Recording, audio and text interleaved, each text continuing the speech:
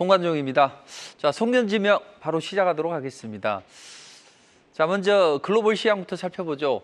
자, 젠순왕 이번 주 시장을 뜨겁게 달긴 인물인데, 자, 하루 새 재산이 무려 10조 원이 증가를 했습니다. 세계 부호 20위에서 17위로 껑충 뛰어오르는 움직임이 나왔는데, 엔비디아가 급등이 나왔죠.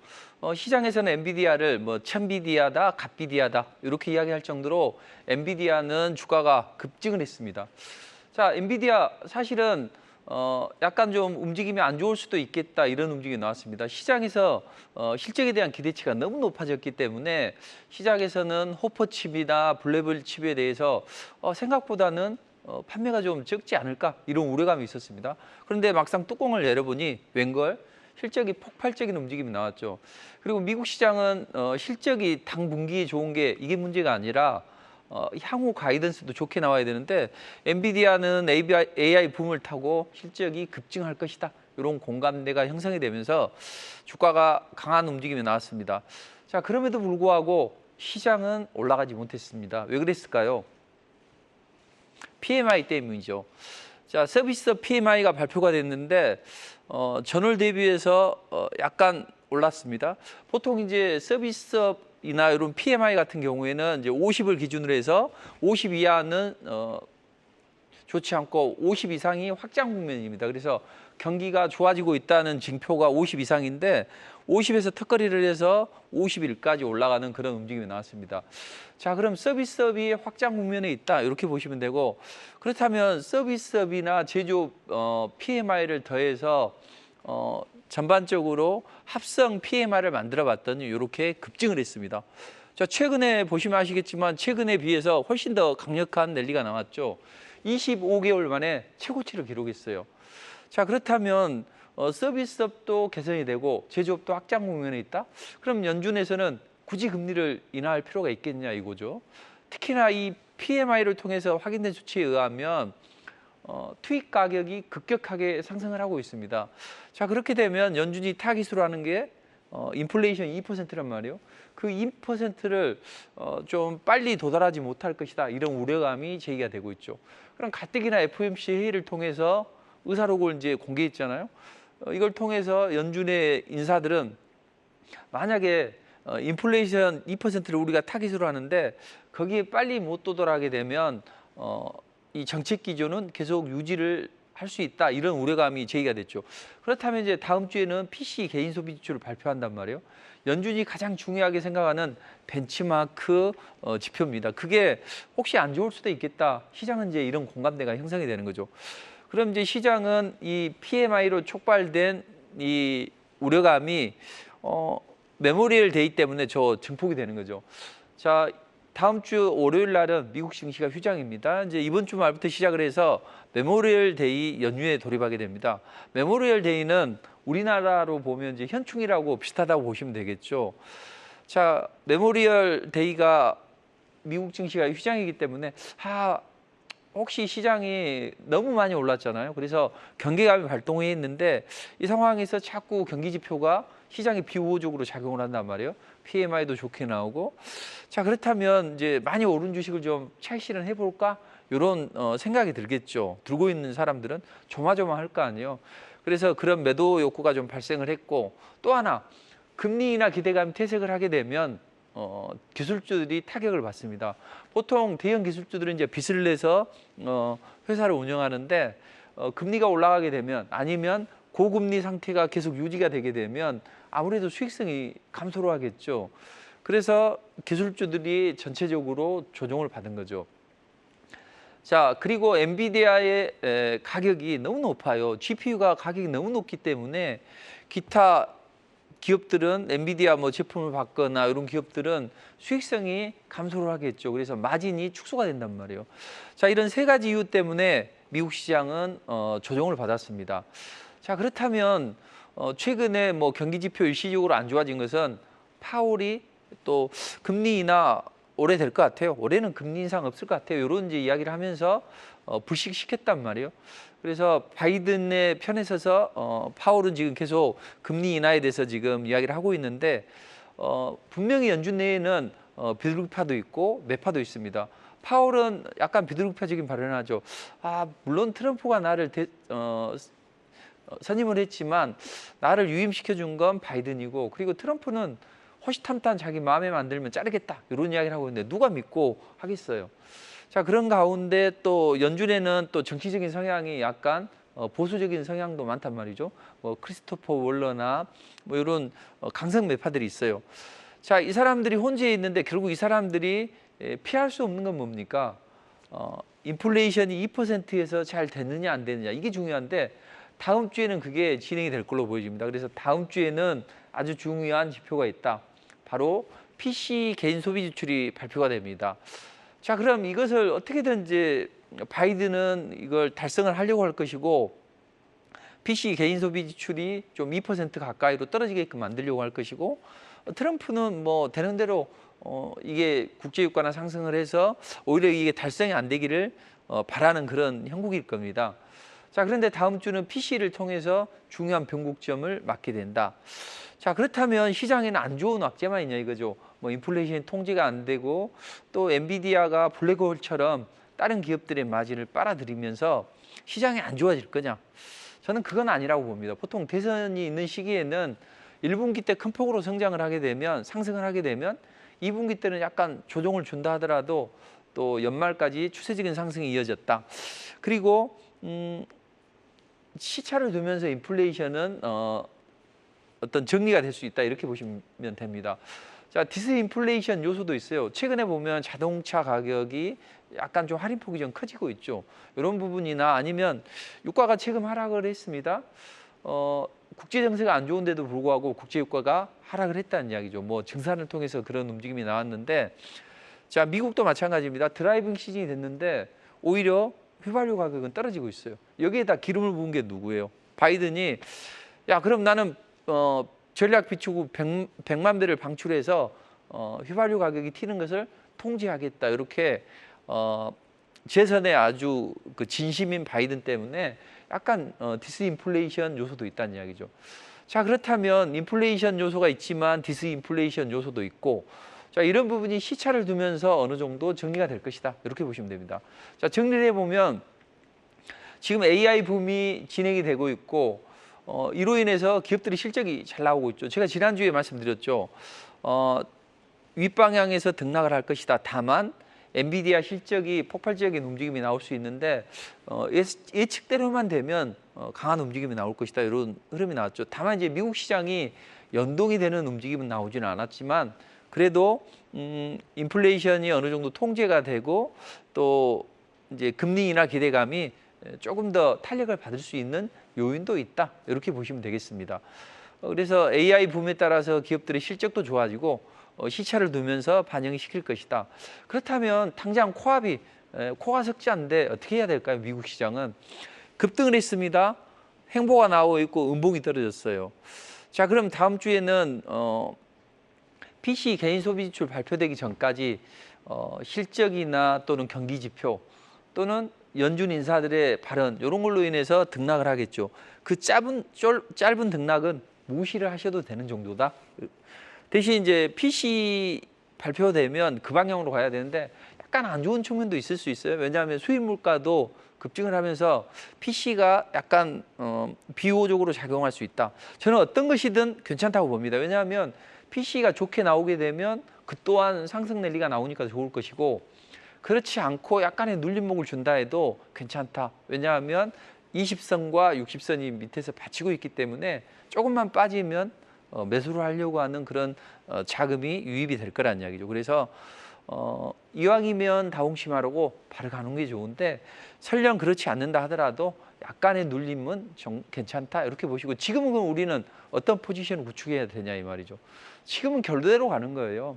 우리가 상승 초기에는 반드시 베팅을 하고 적극적으로 매수를 해야 되지만 약간 방향성이 모호한 단기적인 그 흐름은 우리가 뭐 야구할 때 보면 결대로 치라 이런 거 있죠. 그렇게 결대로 쳐야 간다는 거죠. 가는 방향으로 생각하시면 됩니다. 그래서 일시적인 조정은 무시를 하셔도 된다, 이렇게 보시면 됩니다. 자, 그렇다면 형님이 기침했더니 우리는 감기에 걸렸어요. 자, 그렇지만 시장이 안 좋은 데는 다 이유가 있는 거죠. 왜 그랬을까요? 일단은 금리 인하 기대감이 퇴색을 하게 되면 달러가 강세를 보이게 됩니다. 달러가 강세를 보이고 금리 인하 기대감까지 좀 퇴색을 했어요. 그럼 이제 코스피가 조정이에요. 왜냐하면 달러가 강세를 보이면 외국인 기관들은 전체적으로 매도 기조를 유지합니다. 자, 현 선물 양시장에서 매도를 해요.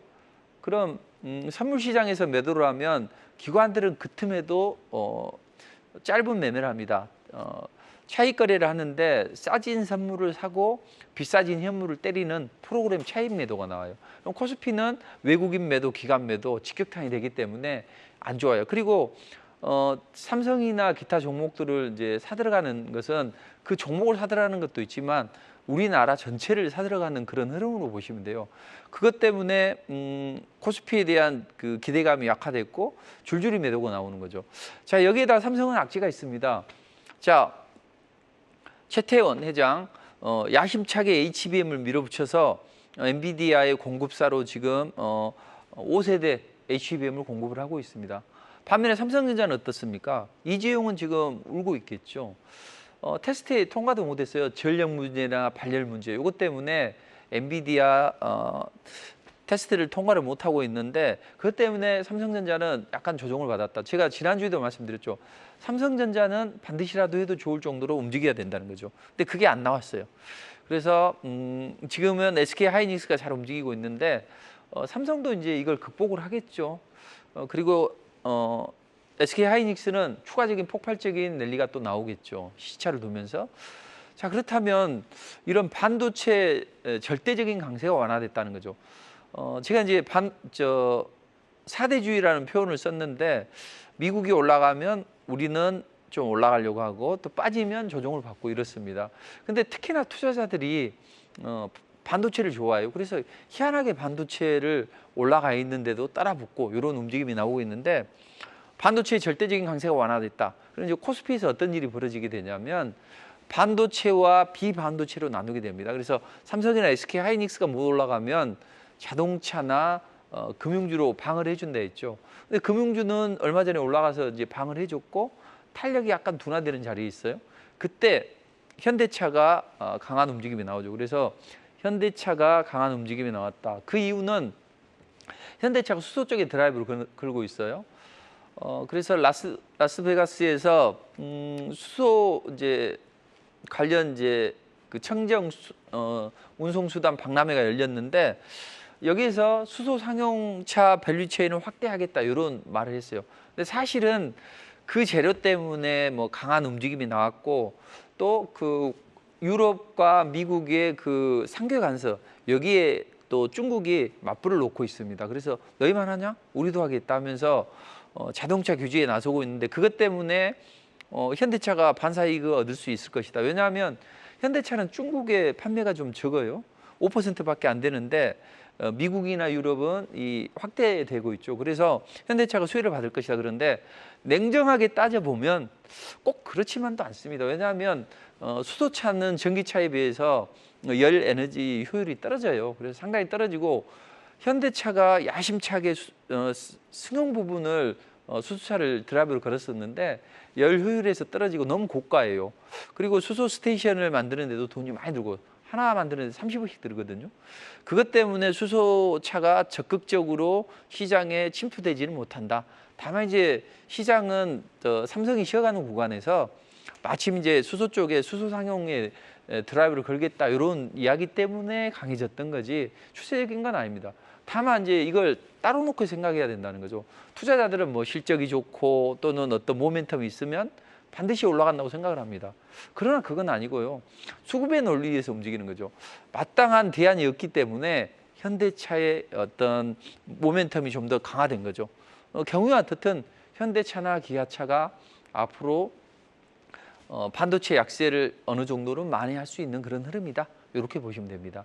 그래서 코스피는 당분간 바닥을 벅벅이면서 좀 쉬어가야 되고 반면에 이제 코스닥은 저점에서 어느 정도 이제 바닥을 다졌으니까 반등 시도하는 그런 모멘텀이 나오겠죠. 자, 시장의 자금은 항상 수익률을 쫓아 향해 올라갑니다.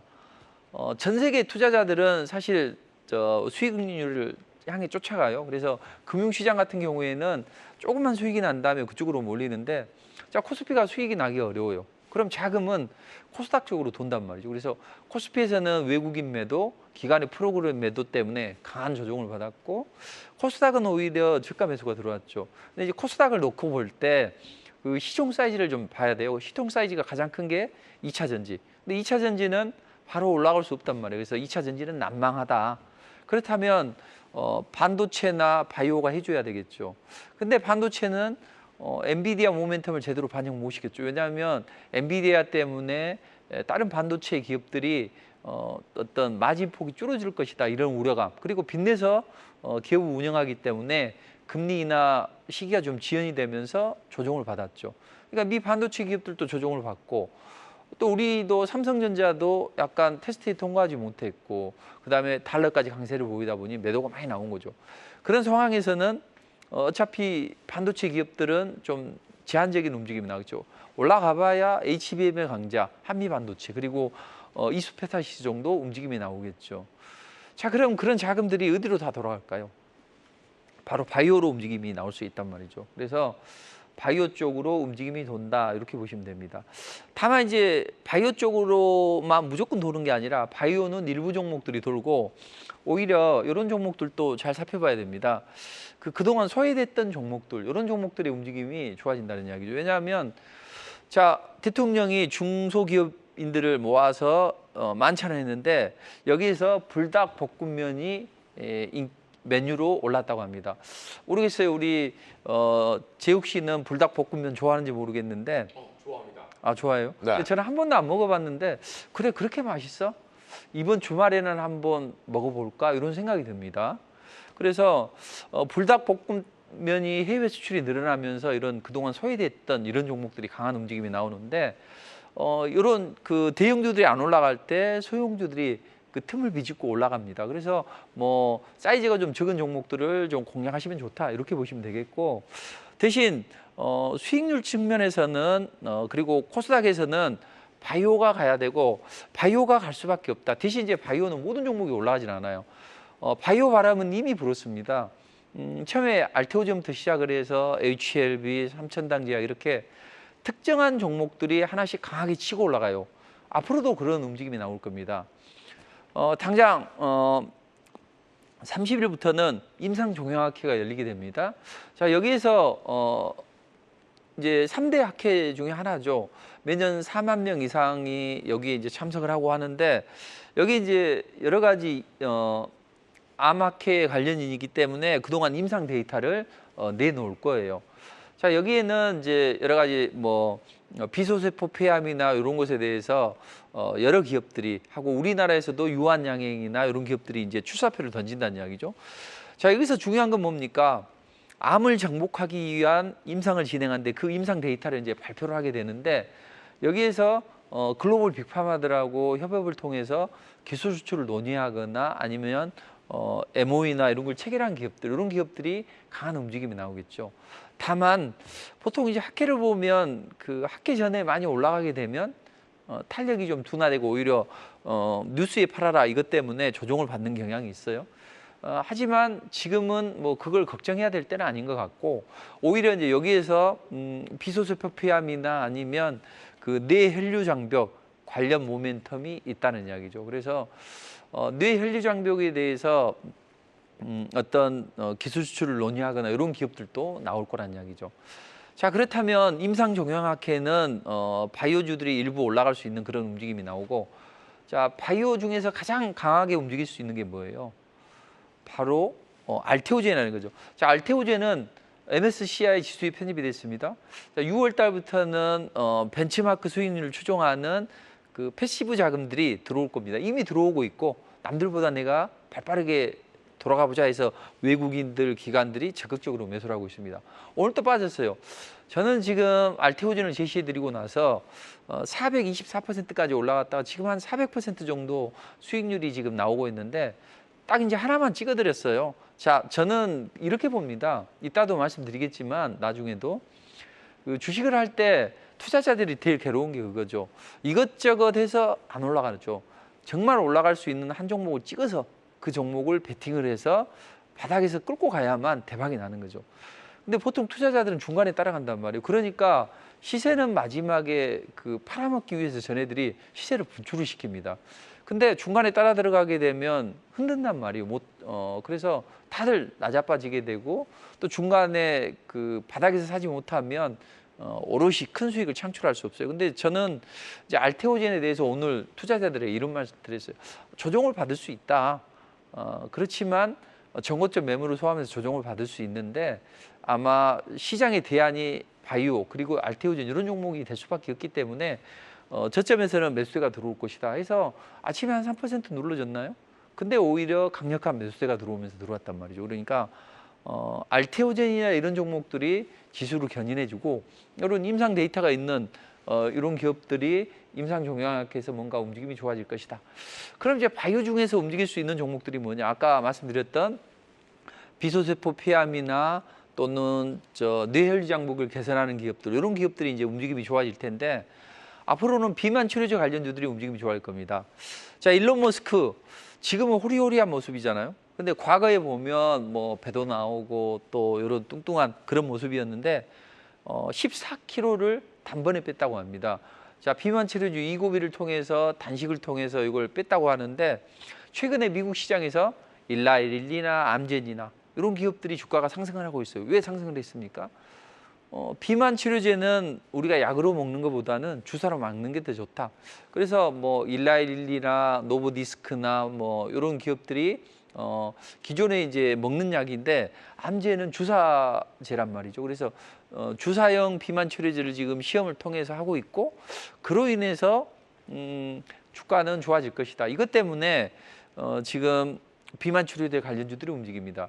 그래서 저는 이제 비만 치료제 관련주들을 리포팅도 해드리고 무료 이제 방송에서도 이제 말씀을 드리고 했는데 지금 비만 치료제 관련주들이 다 올라가지는 않아요. 특정한 몇 종목만 올라간다는 이야기죠. 그래서 앞으로도 마찬가지일 겁니다. 펩트론이나 이런 종목들이 좀 일부 종목만 좀 강하게 치고 올라가는 이런 흐름이 나올 것이다. 이렇게 보시면 되겠습니다. 자, 그렇다면 비만 치료제 관련주들도 좀 움직임을 살펴봐야 되고 그다음 이제 카티 세포 치료제도 좀 살펴봐야 됩니다. 자, 카티 세포 치료제가 뭐냐면 키메릭 항원 수용체인데 최근에 그 관련주가 좀 급등이 나왔었죠. 이제 오늘 또 그 관련주로 급등이 나왔는데 에클론이 이제 급등이 나왔단 말이에요. 근데 에클론이 급등이 나온 게 뭐냐면 이제 고용암 치료제를 카티세포 치료제로 하겠다 요건데 카티세포 치료제는 말 그대로 면역세포 T세포에다가 키메릭 항원 수용체를 발행시켜서 유전자 정보를 바꾸는 겁니다. 쉽게 말해서 이제 군대 가면 이제 딱 훈련소에 가면 딱 차렷해가지고 서 있는데 갑자기 어느 이상한 사람들이 딱 나타나가지고 자, 군대 생활 멋있게 하실 분 튀어나와 그러면 몇 사람이 막 탁 튀어나간단 말이에요. 그 사람들은 요즘에 이제 공수부대라고 안 하고 뭐라고 하죠? 특전사라고 하죠. 그래서 특전사나 아니면 뭐 수색대 이런 데로 차출하게 되죠. 근데 거기 가면 그 친구들이 이제 약간 비리비리한 친구들도 있어요. 그래서 군대 가면 일반 군인을 정예 강군으로 만드는 그게 이제 카티세포 치료제란 말이죠. 그래서 이 니코틴 대사물을 카티세포에 결합을 시키고 그 다음에 또 다른 어파바디라는 그런 암세포에다가 결합을 하고 이런 식으로 해서 고용암을 치료하는 게 이제 에클론인데 그런 에클론뿐만 아니라 앞으로는 카티세포 이런 세포 치료제 관련주들이 움직임이 좋아질 겁니다. 그래서 지금 시간이 좀 많지는 않는데 그런 종목들도 제가 또 말씀드리도록 할게요. 자, 그리고 에스테틱 관련주들 저는 이제 바닥에서 리포팅을 해드리는 걸 좋아하는데 증권사 리포트처럼 제가 리포트를 써요. 근데 이제 이런 바닥권에서 리포팅을 해드렸던 실리콘 투과원 텐베거가 나오고 있습니다. 그런데 왜 이렇게 강한 움직임이 나올까요? 실리콘2가 자, 최근에 해외 수출이 급등을 한 거죠. 그래서 미국이나 중국 이런 한류 그 브랜드들이 에스테틱 브랜드들이 수출이 급등하면서 강한 움직임이 나왔습니다. 자, 앞으로 이런 움직임은 계속 될 거예요. 자, 이번 주에 한중일 정상회담이 열리게 됩니다. 화장품 관련주들 잘 움직였죠. 일부 종목들이 수단내가 나오면서 움직였는데 이제 고점에서 약간 밀렸어요. 근데 이런 에스테틱 관련주는 또 중국인들도 많이 좋아하잖아요. 뭐 여러 가지 뭐 뷰티 관련 제품이나 아니면 뭐 필러나 이런 것들도 좋아하는데 이런 에스테틱 관련주의 움직임이 좋죠. 여러분들은 지금 마스크를 쓰고 다니십니까? 저는 대중교통을 이용할 때 어쩌다 대중교통을 이용할 때가 있거든요. 차로 가기가 어려울 때. 그럴 때는 마스크를 낍니다. 그렇지만 일반적으로 다닐 때는 마스크를 안 껴요. 지금 방송국에 올 때도 마스크를 안 꼈습니다. 자, 코로나 시대가 거의 종식이 되어가고 있는 것 같아요. 그렇다면 다들 이제 그 몸매 관리나 아니면 얼굴에 이제 신경을 쓰겠죠. 특히 여성분들. 그래서 에스테틱 관련주들은 이제 앞으로 좀 더 좋아지는 그런 움직임이 나올 수 있다. 이렇게 보시면 되겠습니다. 자, 그렇다면 바이오주들의 움직임이 이렇게 좋아지고, 제가 지난주에 그런 말씀 드렸을 겁니다. 글로벌 패권 전쟁 때문에 이 모든 게 일어나고 있다. AI 붐도 결국에는 코로나로 인해서 곤두박질진 성장률을 끌어올리기 위해서 세계 각국이 혈안이 되어 있다. 그래서 저출산 고령화, 일할 사람은 없잖아요. 그러니까 일할 사람은 없는데 이 성장률을 끌어올려야 된단 말이에요. 그럼 경제학적으로 보면 노동력이 많이 투입이 돼야 됩니다. 노동력이 투입이 될 수 없기 때문에 사람이 100번, 1000번 삽질하는 것보다는 포크레인 한 방이 좋다. 그래서 AI, 5G, 머신러닝 이런 것들이 발전을 하고 특히 이제 AI가 발전을 하게 된 거죠. 그리고 미국과 중국은 내가 세계 최고다. 이런 이제 세계 초인류 바람이 불어서 패권 전쟁이 붙고 있는데 그로 인해서 태양광이나 또는 이 원자력 관련주들이 움직임이 좋아질 수 있다. 왜냐하면 결국 AI 붐을 잘 유지를 하려면 데이터 센터를 많이 설립을 해야 되겠죠. 데이터 센터는 전력을 많이 잡아먹는단 말이에요. 그래서 AI 식량, 전기 먹는 하마가 바로 AI인데 그걸 위해서 데이터 센터를 많이 짓고 데이터 센터에 구리를 많이 쓰다 보니 전선을 많이 쓰다 보니 구리 가격이 급등했고 이제는 구리 가격이 급등이 나오면서 관련주들이 움직였단 말이에요. 이제는 이제 어떤 종목이 움직입니까? 태양광 관련주들이 움직이죠. 자, 그럼 이제 전력이 필요하니까 요즘에는 이제 이산화탄소를 배제를 해야 되잖아요. 환경 규제 때문에. 그래서 이산화탄소를 배출하지 않는 친환경 전력 생산원이 곽강을 받죠. 특히 미중 간의 패권 전쟁에서 모든 그 급등주들이 움직인단 말이에요. 그래서 미국이 뭐 전기차에 의해서 태양광 쪽도 규제를 하고 있죠. 그래서 이제 이 중국이 미국의 어떤 그 압박을 회피하기 위해서 이제 1대1로를 만들었단 말이에요. 육상과 해상으로 비단길을 만들어 놨어요. 근데 그 못 사는 나라들한테 그 댐이나 뭐 항만을 지어주고 만약에 빚 못 갚으면 우리 뭐 위안화 써 또는 우리가 시킨 대로 해가지고 이 못 사는 동남아 국가들에게 또 태양광을 우회 수출하려고 하는데 그것까지 찾아냈단 말이죠. 그러면서 시장이 태양광 관련주들이 반사 이익을 얻을 수 있고 상승 초기에 태양광 관련주들도 있습니다. 그래서 태양광 관련주들이 앞으로 움직임이 좋아질 것이고 또 원전 관련주도 좋아지겠죠. 원전은 중동에서 앞으로 70기가와트 정도 입찰이 있을 것이고 또 태양광 입찰도 있고 또 원전 입찰은 또 유럽에서도 많이 있단 말이죠. 그래서 그런 입찰이 많이 진행이 될 것이고 또 최근에 사우디아라비아가 미국의 말을 잘 안 듣죠. 그 이유는 뭡니까? 나는 이란도 핵을 가지고 있는데 내가 예전에 중동의 맨주였는데 쟤는 가지고 있는데 나는 못 가지고 있어. 짜증이 나. 미국은 자꾸 한국을 통해서 스몰모듈 원전만 가지라고 해. 이렇게 해서 지금 사우디가 원전을 지어준다는 중국과 밀착 관계의 행보를 벌이고 있죠. 서로 뭐 가장 원유를 많이 사용하는 중국은 또 혹시라도 대만을 침공했을 때 미국이 원유 수송로를 차장하는 것을 방지하기 위해서 사우디와 또 페트로위아나 석유를 수출하고 또 위안화로 결제할 수 있는 이런 것까지도 서로 밀착 관계를 한다는 이야기죠. 자, 이런 흐름인데 유럽에는 지금 원자력이 많이 필요합니다. 그래서 원자력에 대해서 관련주들의 움직임이 많이 나온다. 이렇게 보시면 될 것 같아요. 그래서 태양광과 원자력 이런 종목들의 움직임도 좋아진다. 이렇게 보시면 되겠습니다. 자, 그렇다면 우리는 사실 최근에 시장이 좋지 않았어요. 사실 수익 내기가 까다로운 장이고 정말 올라가는 종목만 올라갑니다. 자, 이럴 때 어떤 식으로 수익을 창출해야 될까요? 자, 제가 시간이 지금 많지가 않아서 이번 주 이런 테마가 뜬다. 이것은 좀 이따 무료 공개 방송에서 좀 말씀드리도록 하겠습니다. 뭐 한미일 정상회담이나 지난주에 이런 것들, 또 이더리움 현물 ETF 승인한다. 이것 때문에 제가 그 관련주들을 좀 보시라고 했는데 이번 주에 좀 급등이 나왔고, 다음 주에는 이러한 그 원전 관련주들이나 아니면 우주항공 관련주들, 그리고 자동차 관련주들이 움직일 수 있는 모멘텀도 있고, 또 에스테틱 관련 모멘텀이 있는 그런 흐름도 있습니다. 그래서 이건 제가 자세한 것은 좀 이 시간에 다 말씀드릴 수 없을 것 같고, 제가 이런 시장 하에서도 수익을 낼 수 있는 방법을 간단하게 좀 소개를 시켜드리도록 하겠습니다. 실전 매매에서 사실은 뭐 이런 것을 아는 이유가 뭡니까? 돈을 벌기 위해서잖아요. 그래서 실전에서 돈을 버는 방법, 실전에서 돈을 버는 투자자들은 어떤 매매를 하느냐, 이걸 좀 알려드리면, 보통 실전에서 매매하는 투자자들은 매일매일 수익을 내고 싶어요. 그래서 그런 종목이라면 이슈화 재료를 먹으면 신선한 종목을 해야 되고, 또 크게 먹으려면 알테오젠이나 삼천단제약처럼 성장성과 또 이런 게 담보가 된 그런 종목들을 해야 된다.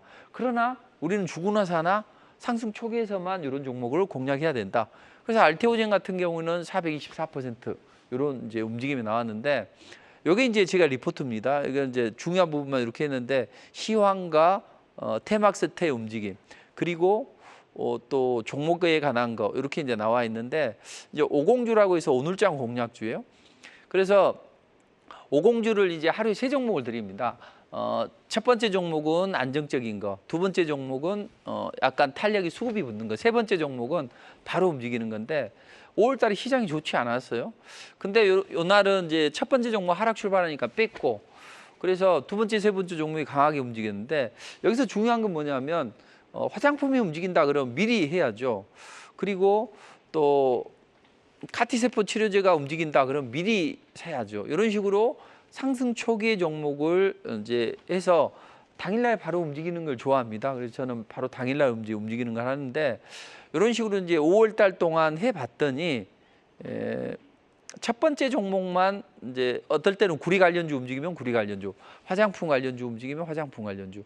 이번 주에도 뭐 구리 관련주 했고, 또 메탈 관련주도 하고, 또 이번에는 뭐 수요일 날 해드렸는데 중앙첨단 소재가 50% 올라가는 기염을 토했어요. 그래서 5월 달에 첫 번째 종목만 매일 공략한다. 그랬을 때 평균 수익률이 얼마 나오냐 했더니 9%가 나옵니다. 두 번째는 15, 세 번째는 무려 16% 나왔어요. 그래서 오늘장 공략주라고 제시해드린 종목들의 5월 달 평균 수익률은 15예요.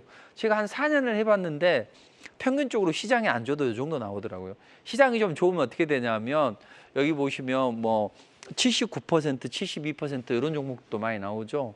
4월 달 건데 62% 또는 뭐 100%, 142% KBI 메탈, 이구산업 또는 대원전선 이런 종목들 막 130% 이렇게 나와서 4월 달은 좀 장이 괜찮았어요. 나쁘지 않았어요. 그래서 종목당 평균 수익률이 28%고 첫 번째는 20, 뭐 세 번째는 39% 나왔는데, 자, 요걸 매매하는 방법을 알려드릴게요. 항상 제가 잊지 말자 625 이런 표현을 쓰죠. 항상 수급선 60선 위에서, 생명선 20선 위에서, 5선 위에서 공략을 하는데, 시장이 안 좋단 말이에요. 그러면 종가 베팅을 하는 게 아니라 아침에 시장의 흐름을 확인하면서 공략하는 거예요. 그래서 이 종목을 이번 주 수요일에 해드렸는데, 또 지난번에 해드렸는데 3월 달에 해드렸는데 89%, 상거래일 동안에 50% 올라갔습니다. 그래서 저는 슈팅이 나오면 저점에서 사고 올라가면 차익 실현해줘요. 그래서 차익 실현 문자도 보내드렸는데, 이런 것들. 그리고 이제 그래도 연세가 많으신 분들이 많단 말이에요. 한국경제 고객들은 대부분의 투자자들이 그럴 거예요. 젊은보다는 돈이 좀 있는 분들이라면 연세가 좀 많은 분들이 하실 거라는 이야기죠. 자, 그런 분들에게 이분들에게도 좀 수익을 내는 방법이 없을까 보면, 아침에 눌림목을 줄 때는 또 매수를 잘 한단 말이에요. 그래서 여기 보면 눌림목이란 제가 표현을 쓰죠. 눌려줄 때 매수를 하라는 이야기죠. 근데 아침에 한 5% 눌러줬어요. 매수를 하시면 된다. 근데 이제 이게 장중에 순간 여기서 여기까지 올라간 게 13% 올라갔어요. 그리고 오늘 아침에도 급등이 나오면서 바닥에서 눌러줄 때 샀는데 반나절 만에 또는 하루 만에 16%씩 이렇게 치솟은 이런 종목도 어제 했다는 이야기죠. 근데 반도체가 움직이면 이런 종목을 해야죠. 이제 우리는 엔비디아 상승할 걸 포석으로 깔고 했는데 상한가는 나오질 않았어요. 그리고 이제 이 재밌는 게 뭐냐면 항상 세력이 입성하는 종목을 확인해야 됩니다. 자, 사마페인트 같은 경우에는 세력이 입성하고 하루 쉬었다 다음날 매수했는데 그 다음날 당일날 21% 올라갔어요. 매수하는 방법은 간단합니다. 항상 매수는 9시 7분 이내에 해야 돼요. 보통 아무리 바쁜 분도 9시 15분 이내에는 무조건 봐야 됩니다. 장은 하루 중에 가장 꼭 봐야 되는 시간이 9시부터 9시 15분까지라는 이야기죠. 그래서 아침에 매수해요. 근데 내가 1,000만을 매수하려고 했는데 절반밖에 못했어. 매수만 추격하지 말고 매수한 것만 차익 실하면 됩니다. 저는 그래서 이제 상한가 근처 올라갈 때 VI가 발동이 되고 상한가 근처 올라갈 때 상한가 근처입니다. 이제는 팔아줘야 되겠습니다 했더니 고점이더라고요. 그래서 저는 투자자들에게 주식이 어렵지만은 않다. 이런 이슈와 재료를 머금은 종목을 한다면 바닥에서 사고 꼭지에서 팔 수 있는 거죠. 내가 사면 꼭지, 내가 팔면 바닥이 아니라 거꾸로 저는 고객들에게 투자자들에게 내가 사면 바닥, 내가 팔면 꼭지 이걸 몸소 실천을 해드리고 있는데 그래서 이번 주에 사마페인트, 그다음 오늘은 이제 한국 화장품 제조, 요 꼭지에서도 또 VI 발동 걸려서 문자를 보내드렸는데 미리는 한국 화장품을 말씀드려가지고 한국 화장품 그리고 이제 한성 엔지니어링 같은 거 이런 거 좋은 거죠. 항상 새내기주들은 61선 돌파하고 나서 여기 초기에서 하면 이것도 최근에 해드렸는데 한 58% 정도 상승을 했습니다.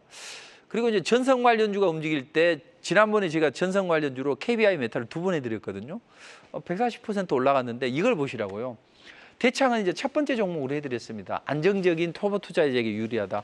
근데 그런 종목들은 보면 항상 21선 위에서 에너지를 응집한 이런 식의 하면 어디서는 하더라도 급등이 나옵니다. 근데 급등이 나오면 투자자들은 꼭 이걸 끝까지 홀딩하려고 해요. 그게 아니라 상한가를 치면 무조건 그 다음날 팔아야 돼요. 그래서 문자 내역을 제가 캡처를 했는데 상한가 치니까 홀딩해도 된다. 대신 상한가 치고 그 다음날 9시 15분에서 30분은 무조건 팔아야 된다. 저희는 이렇게 바닥에서 사서 고점에서 팔아드리고 있으니까 투자자들이 아주 좋아하고 설령 모든 투자자들이 이런 방법을 한다면 재밌는 매매가 될 수 있죠. 그래서 전선주가 움직이면 다 그걸 하는 거죠. 전선주만 하는 거예요. 이구산업, 대원전선, 바닥에서 이런 자리에서 사야죠. 항상 단기 매매는 21선 위에서 해야 됩니다. 21선 위에서 5선 위에서. 그래서 제가 잊지 말자 625 이런 표현을 썼죠. 그리고 그 옐로 칩들, 이수페타시스 이런 종목들은 저 바닥에서 해놓으면 이런 게 뭐 80%, 100% 올라가죠. 그러다 보면 이제 상승 초기로 꼭 해야 돼요. 그래야만 이렇게 YC처럼 뭐 좀 추세를 타고 올라가면 200%, LS 에코에너지는 뭐 300% 올라가죠. 최근에 해드렸는데 그리고 실리콘2처럼 무려 텐베거도 발굴이 될 수 있습니다. 그래서 저는 이런 매매를 하다 보니 제가 대한민국에서 그래도 투자자들에게 가장 많은 사랑을 받고 있고 또 고객수도 이제 제일 많은 것 같아요. 그래서 4월 달에도 베스트 파트너 되고 또 연간 베스트도 되고 가장 자랑스러운 것은 제가 그 고객 만족도 부분의 1위였다는 거죠. 그래서 항상 상승 초기에 있는 리스크 없는 종목으로 큰 수익을 창출해야 된다. 시간이 제가 하다 보니까 종목에 대한 이야기를 많이 못 해드렸어요. 그것은 무료 공개 방송을 통해서 말씀드리도록 하겠습니다.